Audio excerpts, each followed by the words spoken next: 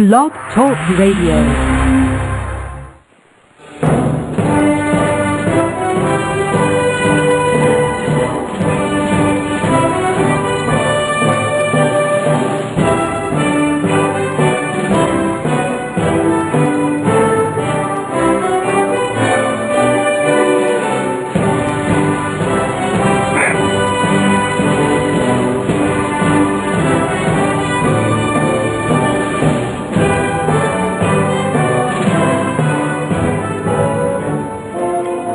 Boa noite, meus amigos. Estamos aí de volta. Queria começar aqui avisando a vocês que no próximo dia 14, às 10h30, no Centro de Convenções da FAAP, Faculdade Armando Alves Penteado, na Rua Alagoas 903, em São Paulo, a E-Realizações e a Associação Comercial de São Paulo, junto com a FAAP, estão fazendo o lançamento do livro do Guy Sorman, O Ano do Galo, Verdades sobre a China. O Guy Sorman sempre tem coisas interessantes a dizer e eu recomendo que vocês vão lá e adquiram esse livro. Muito bem, outro aviso que eu queria dar é o seguinte: o meu amigo Luiz Afonso Assunção, ele colocou no blog dele, que se chama Nadando contra a Maré Vermelha, em inglês Swimming Against the Red Tide, Swimming Against the Red Tide. Se vocês colocarem isso no Google, vocês vão dar lá no site dele. Um documentário muito interessante, feito pelo Edward Griffin. Eu já falei do Edward Griffin aqui várias vezes. É um cidadão que tem aqui um site chamado Reality Zone, que sempre tem notícias e informações essenciais para a compreensão do que está se passando no mundo. E o Luiz Afonso então colocou lá esse documentário, que já é meio antigo, sobre a Revolução Russa, no qual tem um depoimento importantíssimo do Alexander Kerensky.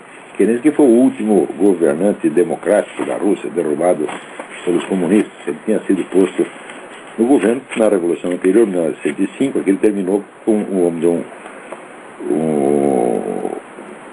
um governo de gabinete chefiado pelo Alexander Kerensky, e depois foi derrubado pela própria esquerda. O Kerensky era um homem da esquerda, mas era chamada esquerda democrática.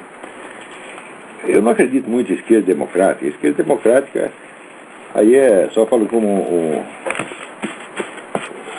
um amigo meu, José Justo Tavares. José Justo Tavares é um cientista político do Rio Grande do Sul. Ele um dia disse assim: olha, eu sempre fui social-democrata, mas hoje eu estou vendo que isso aí só serve de instrumento para os comunistas. A verdade é essa, mas pelo menos na intenção existe às vezes uma esquerda democrática. Eu não digo que seja impossível haver esquerda democrática, é perfeitamente possível, mas com uma condição difícil de ela cumprir, muito difícil.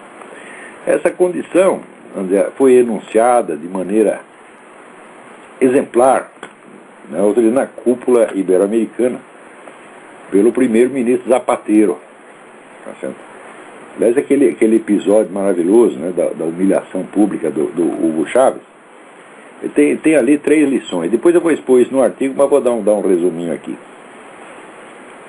A primeira lição é sobre o que é a democracia, foi dada pelo Zapatero. A segunda lição é sobre o que é a monarquia, foi dada pelo rei Juan Carlos. E a terceira lição foi dada pelo Hugo Chávez sobre como funciona ou como não funciona uma cabeça de revolucionário. Então, a primeira lição do Zapatero é o seguinte: vocês lembram que ele, respondendo a uma espécie de monólogo ditatorial histérico do Hugo Chávez, ele exigiu respeito à pessoa do seu antecessor, o Aznar, o ex-primeiro-ministro Aznar.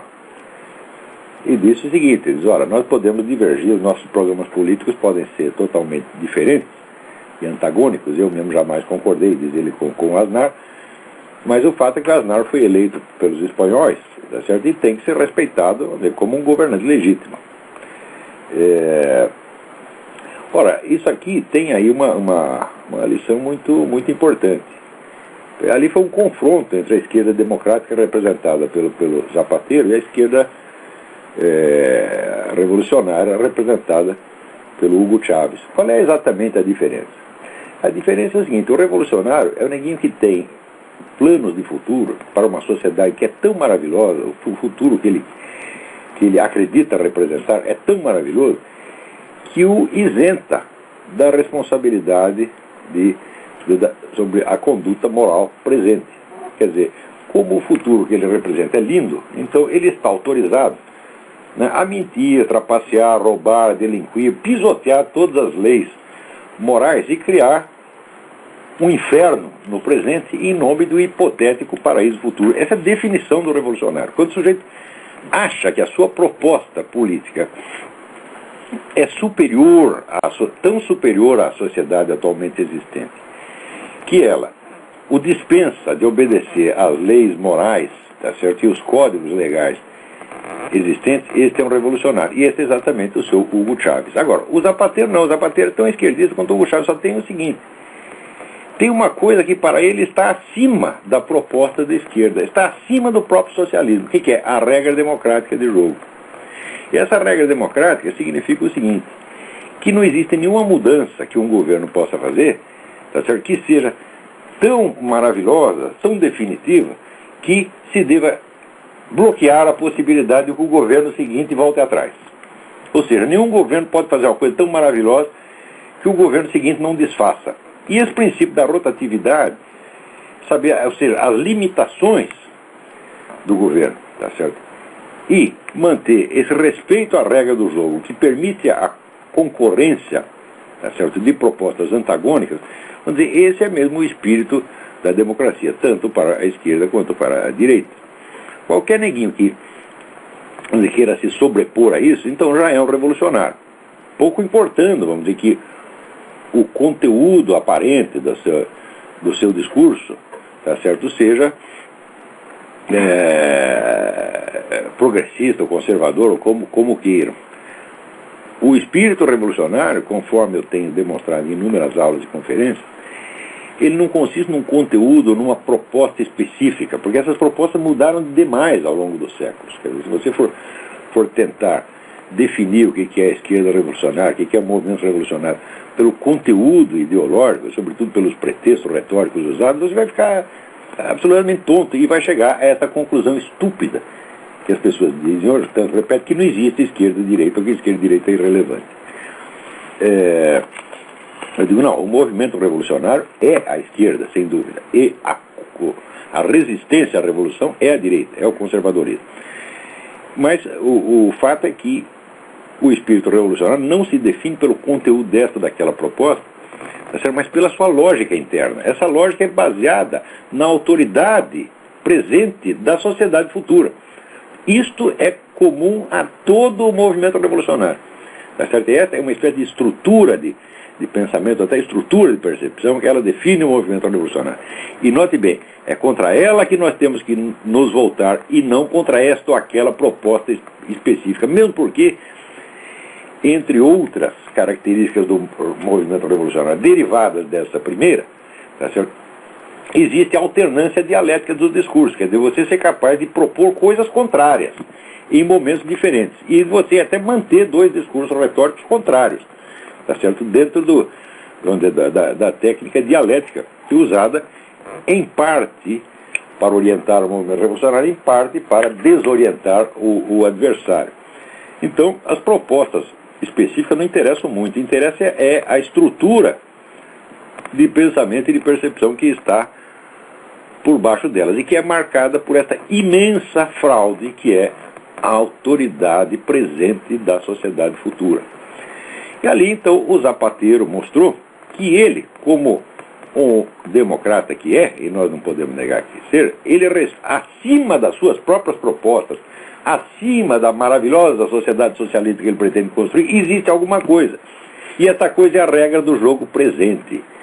Tá certo? É a estrutura da ordem democrática. Ele respeita essa ordem democrática acima das próprias concepções do seu partido.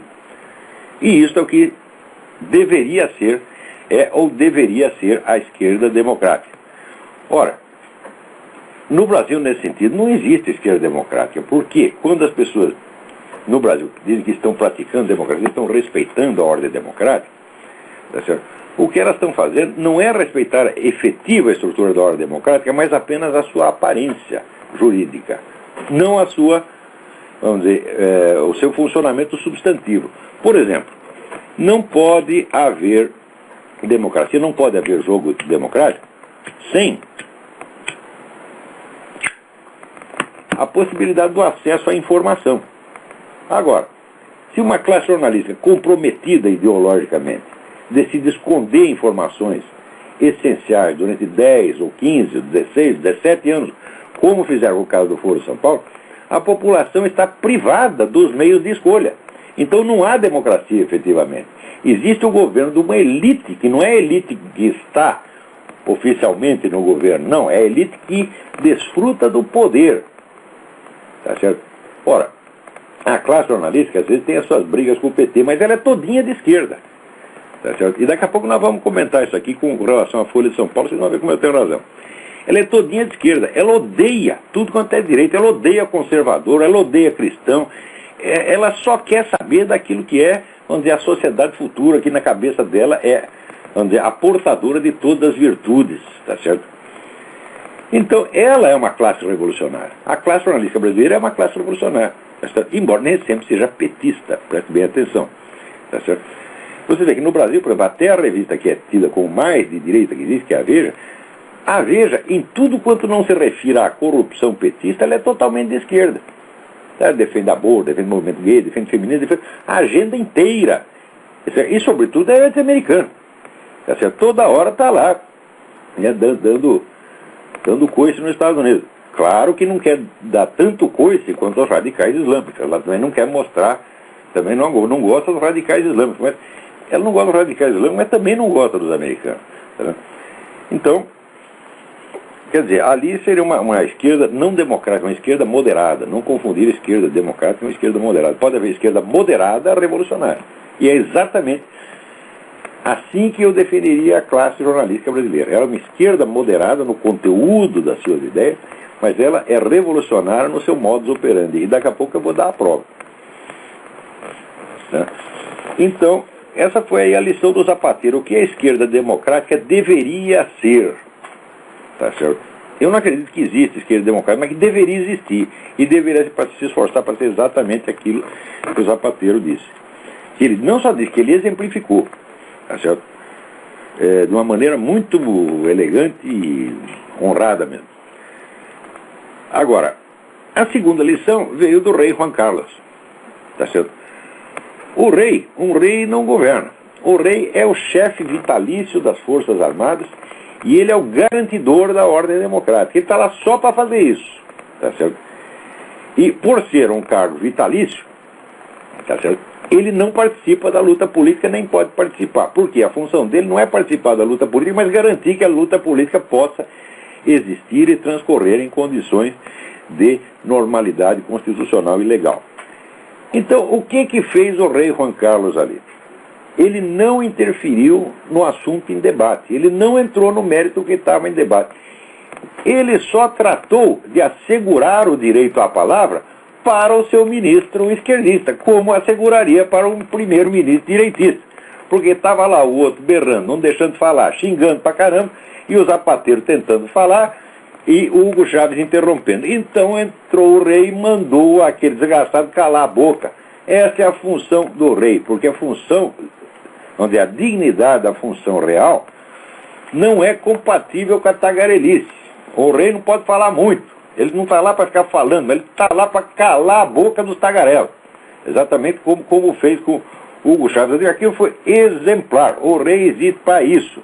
Diz, olha, aqui tem a regra do jogo, você tem que pode discutir quanto queira, mas se comporta, tá certo? Se respeita um ao outro e mantém a ordem, tá certo? Foi exatamente o que ele fez ali.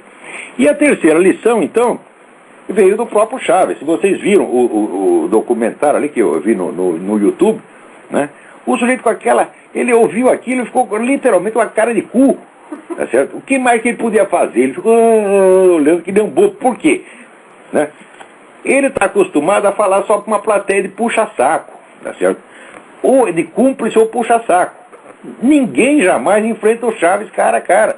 Até no famoso golpe, que não foi golpe, que teve lá, o pessoal o tratou com muito respeito, um respeito que ele não merece de maneira alguma, tá certo? Com um tipo como Chaves, a gente tem que falar exatamente como falou o rei Juan Carlos. Cala a boca, moleque, não enche o saco, vê se te comporta, porra. Tá entendendo? Porque tu não é melhor do que ninguém, tá certo? Então, o Chaves, fazendo aquela cara de orifício anal, tá certo? Ele mostrou uma coisa, ele nos deu uma lição também, uma lição que eu mesmo já tenho, exemplificando uma coisa que eu mesmo já estou dizendo há muito tempo. Todos esses líderes revolucionários da esquerda, sobretudo latino-americano, Fidel Castro, Hugo Chávez, Morales, Lula, todos esses caras não são de nada, são uns covardões, todos eles, tá certo? E a prova é que é o ídolo máximo, o emblema de heroísmo deles, é o Che Guevara, que na hora que está cercado, o que ele faz? Pede, não me mate, não me mate. Ora, mas que gente. No Brasil, os caras são tão sem vergonha que os heróis deles, tá certo? Que são esses terroristas dos anos 60 e 70, no que consistia o heroísmo deles? Consistia no seguinte: você esconder uma bomba no aeroporto e dar no pé e esperar que aquilo explodisse e matasse um monte de inocente. Ou deixar a bomba na porta da embaixada. Consistia em armar uma tocaia para matar o negro pelas costas. Tá certo? Consistia em assustar funcionáriazinha de banco. Você chega lá, tá, né, a mulher trabalhando no banco, ela chega com a metralhadora, dá grana aí. Nisso consistia o heroísmo desses caras. Agora, por experiência, eu lhe digo, pega um sujeito desse sozinho, sem a sua correola, sem o cordão do puxa-saco, dá uma espremida do cara, o sujeito caga nas calças. Tá certo? Então, uma vez eu peguei um daqueles camaradas que tinham trabalhado no serviço de segurança durante a ditadura, e era muito sincero. E eu disse: vocês torturavam mesmo aqueles caras? Vocês batiam neles? Falei: olha, eu, claro, nunca nem precisou bater em ninguém, porque eles já chegavam confessando tudo. Tá certo? Já chegavam cagando nas calças e contando tudo. Tá certo?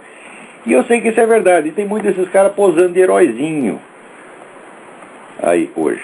Então, por isso que esse é um outro discurso, eu disse: olha, faz o seguinte, você me empresta o Chaves 5 minutos, me empresta o Lula 5 minutos, me empresta o Evandro, me empresta o Fidel Castro 5 minutos, e se aquele povo do Che Guevara tivesse vivo, me empresta esses 5 minutos, fechado numa sala, eu não vou bater neles, eu não vou fazer violência nenhuma, eu só vou falar umas coisas para eles, e eles vão sair dali com as calças borradas. Tá certo?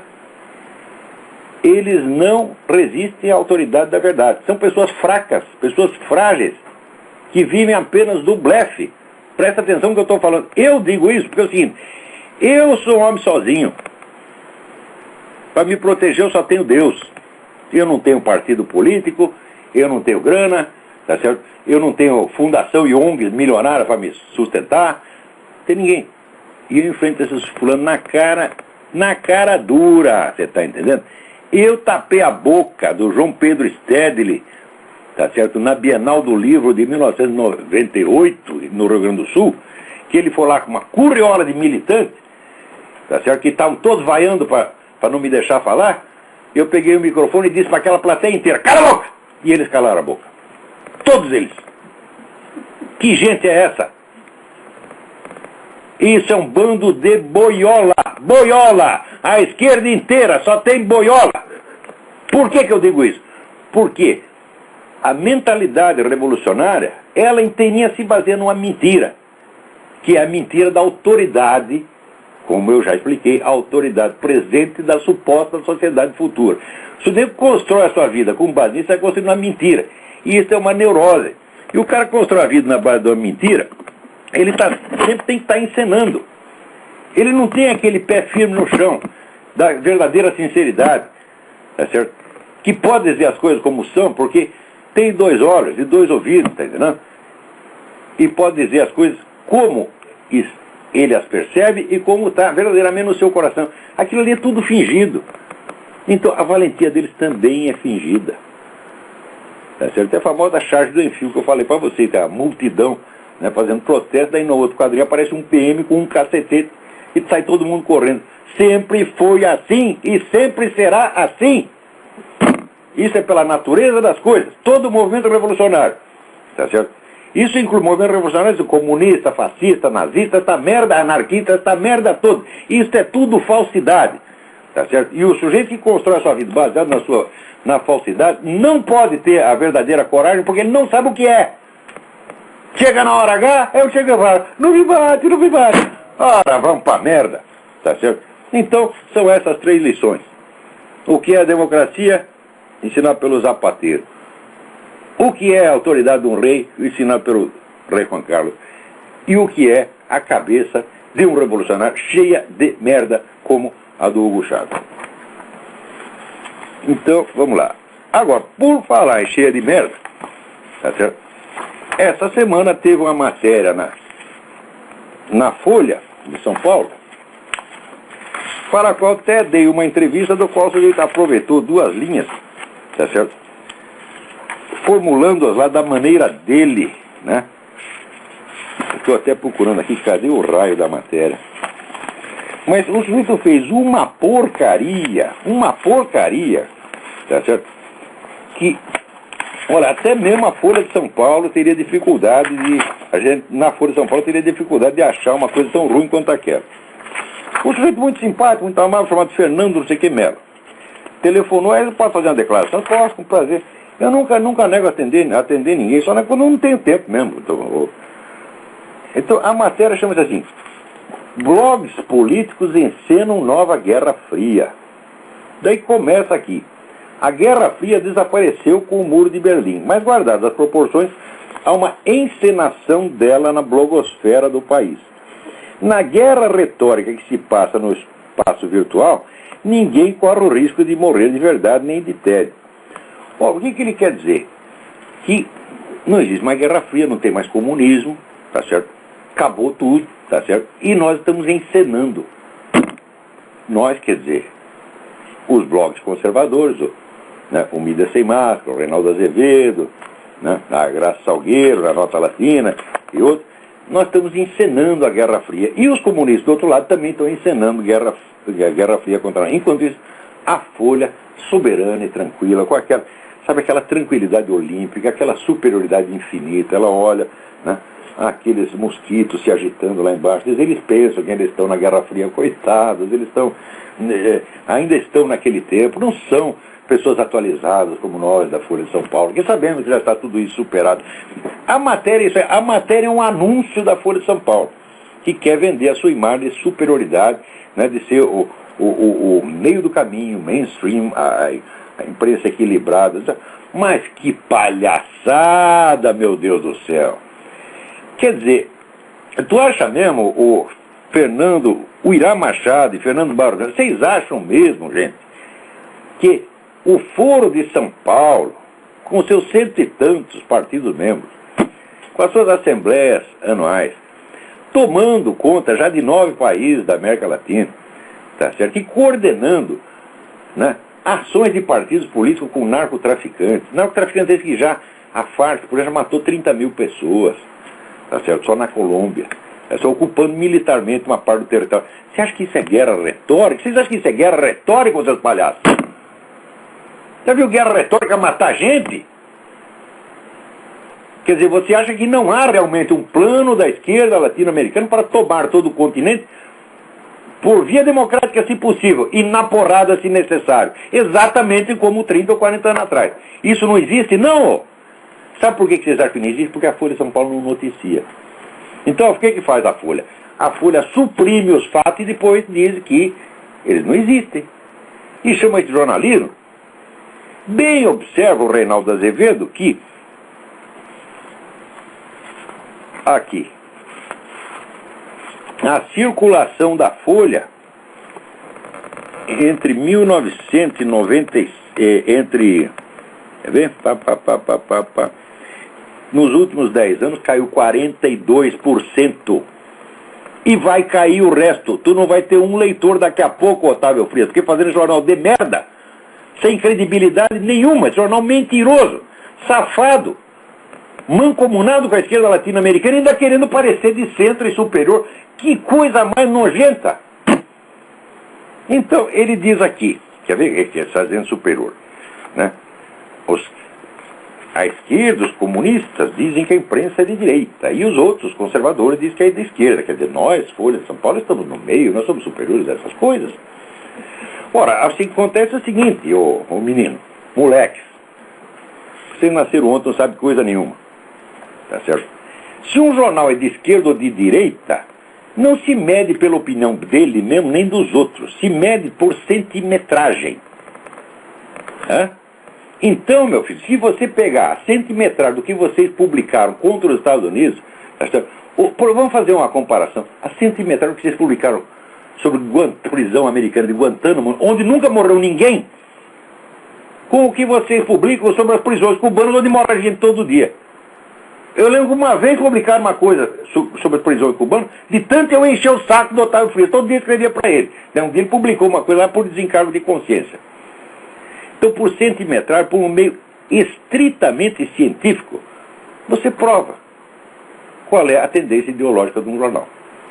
Então, a Folha de São Paulo é exatamente o que eu defino a esquerda moderada revolucionária. Ela é moderada no conteúdo das suas propostas, mas o modo de agir é tipicamente manipulatório, porque vocês se colocam acima da moral, acima da verdade, tá certo? Acima dos deveres do jornalismo. Como é que você tem a coragem de esconder o Foro de São Paulo durante 16 anos e continuar achando que são jornalistas? Vocês não são jornalistas. Eu digo sem medo de ser processado por vocês. O que vocês estão fazendo é vigarice. Tá certo? Vocês sempre ajudaram a esquerda. Sempre estão do lado da esquerda. Em tudo. Vocês mentem nessa questão do aborto, por exemplo, querendo dar a ideia de que o número de mulheres que morrem em abortos ilegais, tá certo? É epidemia, quando vocês sabem que são 7 ou 8 por ano. Vocês citam como autoridade científica na questão do aborto institutos de pesquisa, entre aspas, que pertencem à Planned Parenthood, que é uma organização abortista, dona de clínicas de aborto. E mais ainda, entidade que foi fundada por Margaret Sanger. Sabe o que é Margaret Sanger, seus filhos de uma puta? Margaret Sanger é uma mulher nazista, que advogava a liquidação sistemática de pessoas inferiores. Tá certo? As coisas que ela mais odiava no mundo eram duas coisas. Ela odiava o cristianismo e o capitalismo. Tudo que ela fez na vida foi para destruir essas duas coisas. E a ocupação principal dela, mentir. Essa foi a fundadora da Planned Parenthood. Essa é uma entidade criminosa. E vocês pegam lá o Instituto Alan Guttmacher e citam como se fosse autoridade científica. Vocês não têm vergonha na cara? Ora, porra! Vocês não sabem o que é jornalismo. Vocês não sabem o que é veracidade. Vocês não sabem o que é honestidade. Vocês não sabem nada. E outra coisa. Me processe que eu disse isso, que eu vou lá e provo o que eu disse. Eu provo que vocês, nessa questão, por exemplo, do aborto, vocês só publicam coisas que favorecem o aborto. Vocês são propagandistas do aborto, vocês não são jornalistas.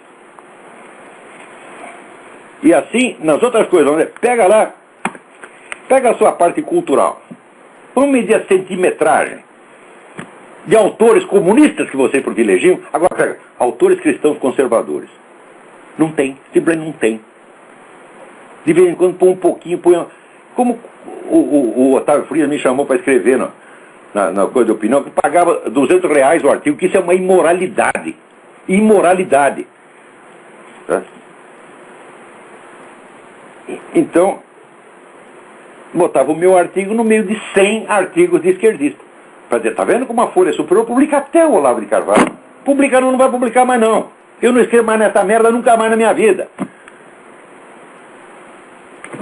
Entendeu? Quer dizer, vocês nos colocam numa situação humilhante, tá certo? De ter um espacinho desse tamanho e do outro lado, os caras têm todo o espaço, não só da parte de opinião, mas sobretudo dessa merda chamada mais, tá certo? Que é mais merda, tá? Que aquilo ali é um house organ do esquerdismo, os pianos, você sabe perfeitamente disso, e depois tudo isso ainda vem se fazer de centrista e superior aos conflitos políticos, superior, pairando acima da Guerra Fria. Agora, quando aparece o Paulo Henrique Amorim chamando vocês de direitista, vocês merecem isso. Ele sabe que ele está mentindo. Ele sabe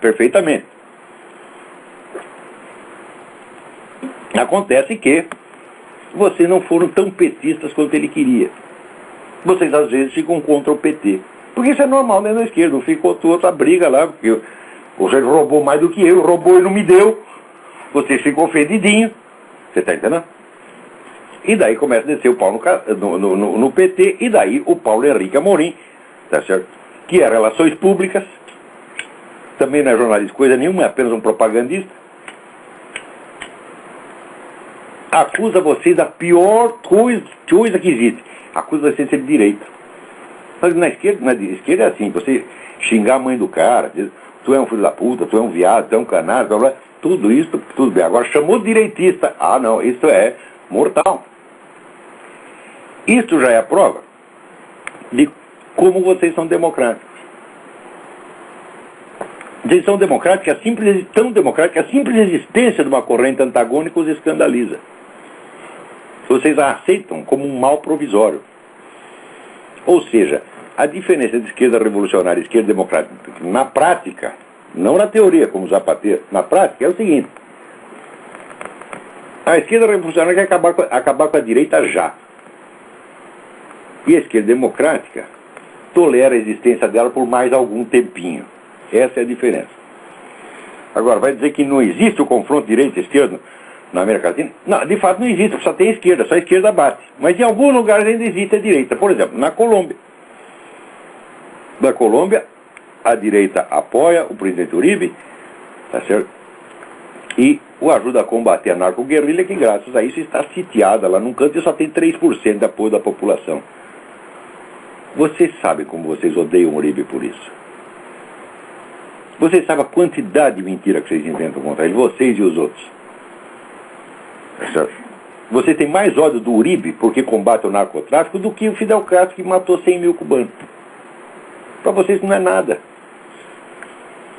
Agora, o dia que quiser, você quer entrar numa discussão para saber se a Folha de São Paulo é de esquerda ou de direita, se ela tem um viés esquerdista, olha, pega uma régua e vamos resolver isso na régua. Vocês conhecem isso perfeitamente.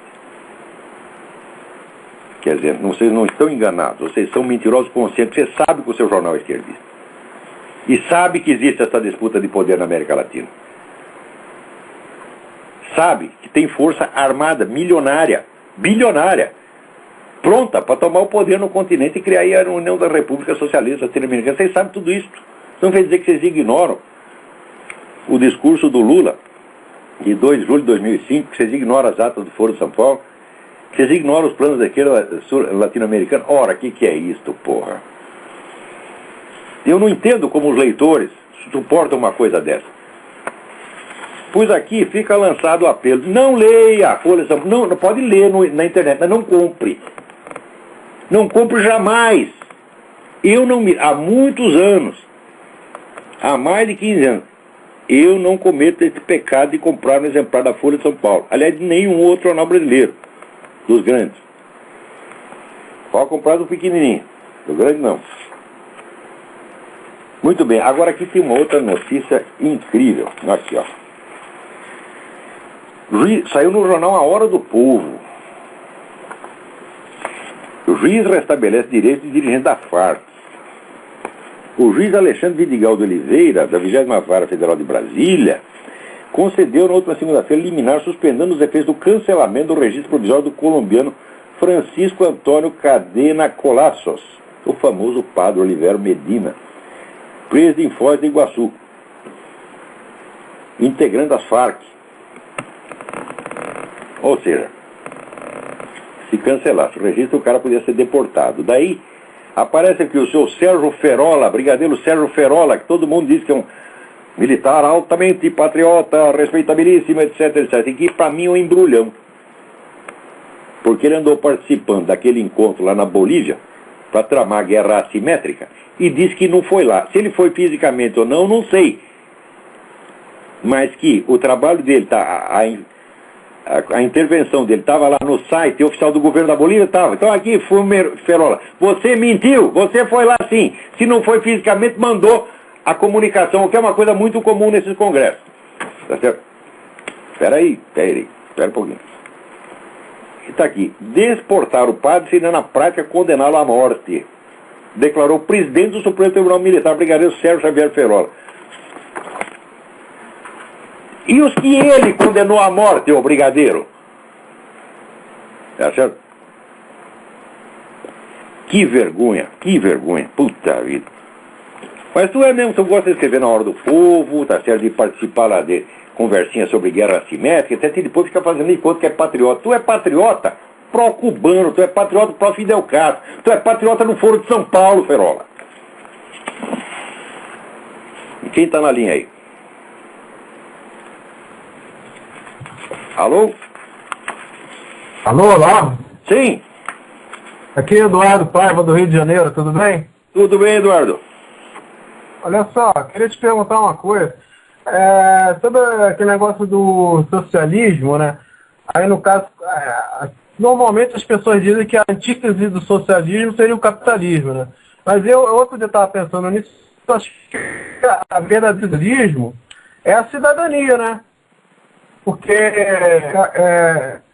são os direitos, é a pessoa ter os seus direitos individuais respeitados. Que é justamente o contrário do que o socialismo faz, né? Mas não tem a menor dúvida, você tem toda a razão. Talvez você não tenha explicado da maneira... Eu entendi o que você quer dizer. Talvez ele tenha explicado de maneira muito condensada, os outros não entendem o que você está querendo dizer, mas eu entendo perfeitamente. Porque você vê, se você pensar bem, se você tomar o regime socialista, na autodefinição que ele dá de si mesmo, no que ele consiste? Ele consiste na unificação do poder político com o poder econômico. No capitalismo você tem poderes separados. Quer dizer, o sujeito ser rico não quer dizer que ele tem poder político. E ele ter poder político não quer dizer que ele é rico. No socialismo, o poder econômico independente é eliminado. E ele se identifica com o poder político. Ora, no regime capitalista, se você briga com o governo, por exemplo, você sempre pode ter um amigo rico que te ajuda. O pessoal todo que fugiu do Brasil em 1964 fugiu com a ajuda de amigo rico. Tá? Agora, se está no socialismo, o amigo rico é o próprio governo. Se é perseguido pelo governo socialista, você vai pedir socorro para quem? Só o governo é rico, então você não tem para onde correr. Então, o socialismo, por definição, é tirania. Qualquer proposta socialista, moderada ou radical, ela é tirania na base. E eu acho que a pessoa precisa ser muito burra para não perceber isso. Quando a gente fala de esquerda democrática, é uma esquerda que não chega a ser socialista. Ela é apenas levemente intervencionista, quer dizer que é um pouco mais de interferência do governo na economia e não passa disso. Passou disso, entrou na tirania, porra. Tá, né? Então você tem razão, o que vai se opor ao socialismo é a cidadania, a liberdade. O socialismo é o contrário da liberdade. Seja o socialismo internacionalista dos comunistas, seja o socialismo nacionalista dos fascistas, nazistas, etc. É tudo a mesma merda. Em última análise, é a forma de se defender do príncipe, né? Ou seja, do Estado, né? Não tem a menor dúvida.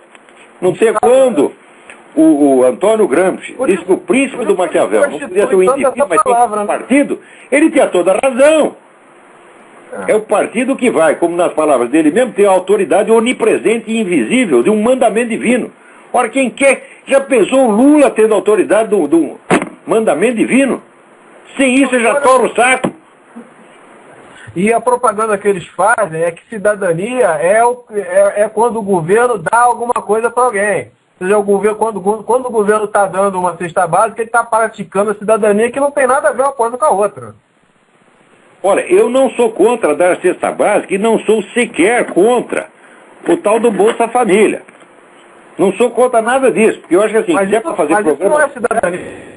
Eu acho que é melhor um programa social é o seguinte, você dá o dinheiro na mão do cara, ele gasta do jeito que ele quiser. Se é para fazer algum, esse é o menos ruim que tem. Tá certo? Mas acontece que, em volta disso, eles fazem uma série de mecanismos de controle, de maneira que todo esse eleitorado fique na mão deles. Exato, perpetua a dependência. Isso aí virou compra de voto. Porque esse programa não é nem desse governo, é um programa do governo anterior, é vendido como se fosse obra do PT. Claro. Então isso é compra de voto em escala maciça. Quer dizer, no Brasil, o partido, o PT, já está acima do Estado, ele engoliu o Estado. Ele não é um humilde servidor do Estado, como propõe o socialista democrático, lá o Zapatero. Então, eu sou a esquerda, você é a direita, mas nós dois somos servidores da ordem nacional espanhola. No Brasil não tem isso. O Estado brasileiro é servidor da desordem petista. Quer dizer, se qualquer outro país do mundo, se ele fizesse o que está fazendo no Brasil, quer dizer, lotar o Estado de militantes, então se a gente faz isso, tem que ir pra cadeia, porra. Agora, tudo isso é normal. Esse pessoal, você vê, eu vou te dizer como é que começou a tradição revolucionária moderna. Começou assim, não, começou na Revolução Francesa, e o primeiro truque foi o seguinte, né, pegaram lá um aristocrata, que era primo do rei, e queria tomar o poder no lugar dele, que era um sujeito bêbado, viciado, drogado, esquerdista pra caramba, que era o Duque de Orleans, Duque Philippe de Orleans, né, e prometeram o poder pro Duque de Orleans. Então o que o Duque de Orleans fez? Ele comprou todos os estoques de grãos que havia na França, tudo o que ele pôde comprar, e sumiu com a comida. Tá? E daí acusou o governo pela fome e miséria. É isso que eles fazem. Sempre fizeram assim. Eles fazem o crime e acusam os outros. Quer dizer, essa gente não merece respeito. É por isso que eu não acredito é possível ter convivência democrática com um verdadeiro esquerdista democrático. Tá certo? Caso isso exista. Tá certo? Mas com comunista e revolucionário não tem convivência democrática, porque ele sempre vai fazer isso. Como no Brasil, estão há 50 anos fomentando o banditismo, protegendo o bandido, corroendo a ordem pública, e daí quando chega em 50 mil homicídios por ano, ele diz, o que criou isso é injustiça capitalista, é desigualdade social. Ora, vamos pra puta que os pariu, quem criou isso foi vocês. Aí é aquela cena do Tropa de Elite, quem matou ele foi você, filho da puta, foi você, e foi mesmo, porra. Tem alguém mais na linha aí? Então, Eduardo, deixa eu atender outra pessoa. Obrigado pela participação. Obrigado, tchau. Vamos lá. Alô? Quem está na linha aí? Alô? E acho que caiu. Alô? Alô, não estou ouvindo nada. Tem alguém aí? Então, muito bem. Agora, essa semana aqui... antes disso aqui, deixa eu falar um pouco em favor de mim mesmo. Eu só vim falando contra os outros, agora eu vou falar alguma coisa em meu favor. Eu estive aqui vendo no Google as referências que tem aos formadores de opinião brasileiros. Formadores de opinião que são mais falados, mais discutidos no Google, etc, etc. Em primeiro lugar, então, está o Paulo Henrique Amorim, que ele tem 1.380.000 referências. E em segundo está o Reinaldo Azevedo, com 1.260.000 referências. Em terceiro lugar está esse que vos fala, com 870.000 referências. Depois, deu o Luiz Fernando Veríssimo com 851.000, o Arnaldo Jabor com 587.000, Diogo Mainardi com 331.000, Hélio Gaspari com 487.000, Emir Sader com 432.000, e aí vai baixando. Ou seja, quer dizer, a esta altura, eu sou o terceiro formador de opinião mais falado no Brasil, mais falado, mais comentado no Brasil, e sou o que menos ganha dinheiro. Essa é que é a verdade. Tá certo? Mais ainda, eu consegui esse lugar, eu não fui colocado nesse lugar pela importância dos órgãos que me publicam. Porque eu mesmo, se eu não publicar em lugar nenhum, botar só no meu site, tá certo? No meu site tem uma visitação extraordinária. Se eu botar só no meu site e nesse programa, tenho mais ouvinte do que muito sujeito aí, mais ouvinte, mais leitor. Agora, tem o camarada que é feito, né? Por exemplo, o Arnaldo Jabor é feito pelo Globo. Arnaldo Jabor, quem conhecia Arnaldo Jabor antes dele aparecer no Globo todo dia, na TV Globo todo dia, não é isso? Paulo Henrique Amorim também tinha programa na televisão, tá certo? Né? E os outros tudo assim. A Veja é a revista que mais vende no Brasil, então se você publica artigo na Veja, todo mundo vai falar de você. Agora, meu filho, se eu escrever só na imprensa regional e no meu site aqui, eu tenho leitor do mesmo jeito. Agora, o curioso é que, apesar disso, por exemplo, Diogo Mainardi, perguntaram a Diogo Mainardi que ele acha de mim, ele disse, não, eu não leio o Olavo de Carvalho, eu leio tudo que o Diogo Mainardi escreve e acho que ele está mentindo, acho que ele lê tudo que eu escrevo, sim. Tá certo? Mas até entendo, tá certo, que ele tenha muito mais, né, leitores do que eu, embora não seja tão discutido quanto eu na internet. Tem, por quê? Porque escreve numa revista que, por si mesma, ela levanta qualquer pessoa, ela tira qualquer pessoa do anonimato. Agora, notem bem, eu, antes de estar na mídia diária, eu já tinha meus próprios leitores cativos com os meus livros, eu tinha um público próprio, sempre tive. Quer dizer, eu não dependo, tá certo, do órgão que está me publicando. Jamais dependi de Globo nem de coisa nenhuma, tá entendendo? Né? Então, aquele negócio do Ortega y Gasset, eu sou eu e minhas circunstâncias. Alguns são mais circunstâncias, né? Mas eu sou mais eu, tá, né? Vamos lá. Tem mais alguém aí na linha? Oi, Olavo. Oi, quem é? É Alex? Oi, Alex. Ô, Olavo, que surpresa, consegui. Tudo bem? Ai, venho tentando. Eu não paro de trabalhar, pois. Oi, Olavo, eu peguei seu programa agora no final. Eu liguei só para passar uma informação sobre uma matéria que eu venho discutindo com os meus amigos na China, que é The 9 Commentaries About the Chinese Communist Party. Eu não li essa matéria. Na verdade, é um livro que foi escrito por dissidentes do PCC, né? Pessoas que saíram do partido, pessoas que foram, né, acredite se quiser, pessoas que saíram das cadeias lá, jornalistas que eram da CCTV, enfim, dissidentes, pessoas que sobreviveram e cooperaram para escrever um livro, né? Ele chama 9 Commentaries About the Chinese Communist Party. Tem até um website. Parece que é um depoimento importante. Como é o título mesmo? Você pode repeti-lo mais alto e mais devagar para o pessoal poder ouvir? Posso. Chama-se 9 Commentaries. Ele é editado pela Epoch Times. Então, olha, muitíssimo obrigado por essa informação. Vocês aí prestem atenção, eu vou procurar o livro. Eu queria só passar uma última parte dessa informação, Olavo. Informação, vamos dizer, sobre a opressão chinesa. E vem quando sai uma noticinha. Agora, se der um pontapé na bunda de um prisioneiro lá de Guantánamo, a humanidade, tá certo? Fica escandalizada. Isso não é nada, Olavo. Isso daí é piada, Olavo. Isso aí é piada. É piada, claro que é piada. Claro que é piada. A mulher que botou uma calcinha na cabeça do soldado iraquiano, né? A humanidade toda ficou perplexa, escandalizada.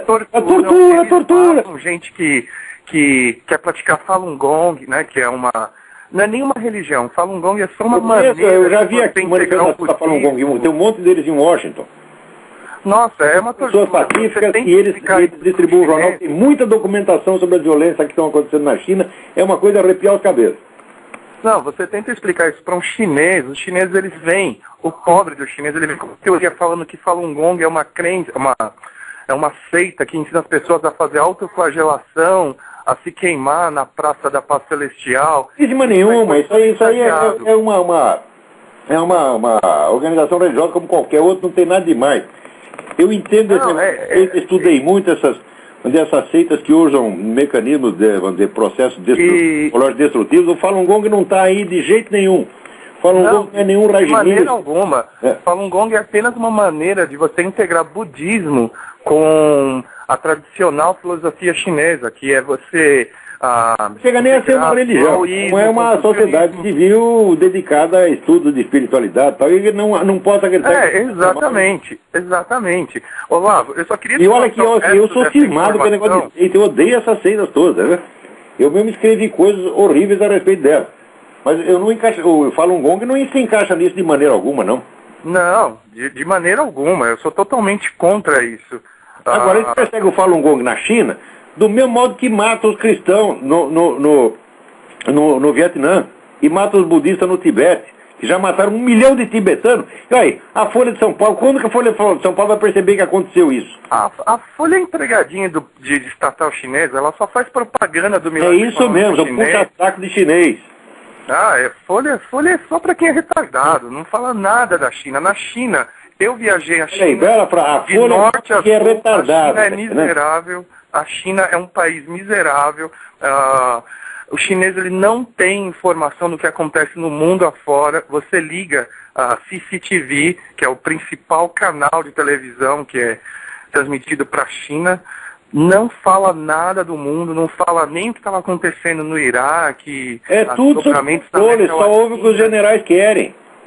Agora, esses americanos aqui tem assim, o número de traidores, filho da puta, per capita também é bem, por metro quadrado também é bem grande. Então fica enchendo a China de dinheiro, porra. Não tem vergonha. Desse livro, Olavo, tem um vídeo que está no YouTube. Eu ajuntei todos os pedaços dele, eu publiquei no meu blog, que chama Nine Commentaries, é o mesmo nome, desculpa repetir, mas há uma como é que chama o seu blog? Meu blog, ele chama blog.gonzales. Gonzales com Z? Com S. Vou soletrar GONSALES.tv. Blogspot.gonzales.tv. Não, é só blog. Blog.gonzales.tv. Vou dar uma olhada lá. Vocês também dêem uma espiada lá. Deve ter material muito interessante lá, pelo visto. Eu faço questão de acompanhar o desdobramento do CCP, né, o PCC, e tem um contador que é patrocinado pela NT DTV, New Tang Dynasty TV. É muito interessante acompanhar a programação dessa TV. Eles têm um contador diário de membros que deixaram o PCC, o PC chinês lá. Até chinês. Agora, são tá vendo uma debandada, milhões de membros que deixaram o PCC, Olavo. Não há saco saco humano que aguente aquele governo chinês. Eu conheço gente que mora lá, porque ali tem 5 cidades que prosperam, o resto é uma miséria desgraçada. Tanta miséria que ainda lá tem o uso generalizado do seguinte: o sujeito tem uma filha menina, ele joga para os porcos comer, porque não quer sustentar. Não, isso ainda acontece, o governo deixa, o governo fecha os olhos, porque ajuda a controle populacional. Por falar em controle populacional, deixa eu avisar vocês uma coisa fundamental. O meu amigo Caio Rossi, com o qual eu vivo tendo arranca-rabo, mas que eu gosto muito dele, tá certo? Me mandou aqui um escrito do Dr. Stanley Monteith. O Dr. Stanley Monteith é um médico que fez pesquisa importante sobre a AIDS, tá certo? E descobriu que o governo americano estava se recusando a tomar as providências epidemiológicas de praxe contra a AIDS e estava politizando a questão. Graças a isso, a AIDS se disseminou formidavelmente. Aí esse Dr. Stanley, ele acordou e decidiu pesquisar como é que essas coisas aconteciam e acabou virando, tá certo, um dos grandes pesquisadores sobre esse negócio de governo global que tem hoje, tá certo? E ele publicou aqui um escrito chamado The Population Control Agenda, a agenda do controle populacional. Importantíssimo esse estudo, que é uma prévia de um livro que ele escreveu a respeito, que deve estar para sair, né? Eu não estou lembrando aqui o nome do livro, mas no escrito lá vocês vão ver. Então, vocês podem ter acesso a esse escrito no seguinte endereço: http://www.radioliberty.com. Não deixe de ver. Não dá para a gente comentar isso agora, porque nós não temos mais tempo, mas tudo o que o Dr. Monteith fala é importante e merece a máxima atenção, a começar pelo livro dele, The Brotherhood of Darkness, a Irmandade das Trevas. É um estudo breve, mas um dos mais sérios que eu já vi sobre a composição do poder global hoje. Nesse escrito aqui que o Caio Rossi me mandou, ele mostra essa política de controle populacional, que é a política genocida, tá certo? E da qual um dos pioneiros foi essa maldita da Margaret Sanger, tá certo? Que achava que o normal era assim, esterilizar preto, né? Esterilizar retardado mental, baseado na ideia, o retardado mental vai ter filho retardado. Falou, quem disse? Tá certo? Né? Eu mesmo sou retardado mental, tive 8 filhos muito inteligentes, tá certo? Então, e isso aí já tem muitos casos. Teve até um caso, uma senhora que depois processou aí essa turma da Planned Parenthood e ganhou, porque ela tinha sido esterilizada, tá certo? por um desses programas da Margaret Sanger. E o Stanley Monteith vai mostrando como existe uma articulação, como todo esse movimento está articulado desde a década de 30, e como aqui a família Rockefeller é muito responsável por isso, tá certo?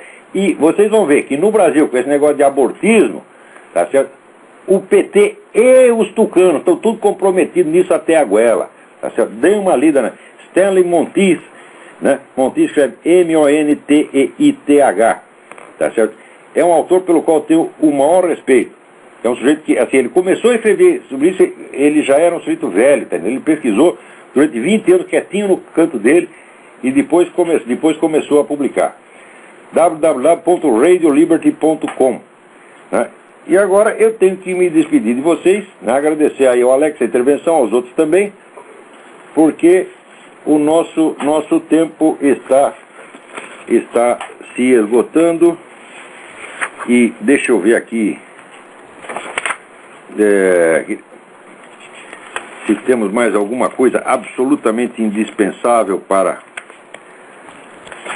falar aqui. Não, eu acho que não dá mais tempo. Então, o que tiver fica para a semana que vem. Peraí, tem alguém aí na linha? Então vai mais... Não, caiu. Então, até a semana que vem. Muito obrigado a todos.